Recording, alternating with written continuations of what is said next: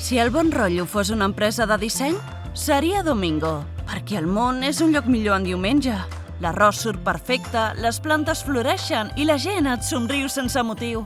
Doncs imagina't viure en diumenge cada dia. Això fan a Domingo Recreativos, una cooperativa de disseny gràfic i comunicació que converteix idees en projectes que fan comunitat, cartells, webs, xarxes, expos i molta vida.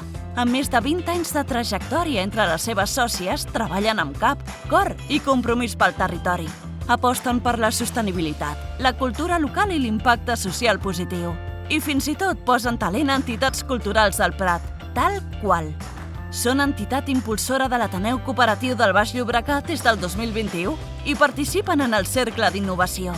S'encarreguen de la imatge gràfica de l'Ateneu i treballen amb la resta de l'equip de comunicació per fer arribar els valors de l'economia social amb creativitat, coherència i molta potència visual.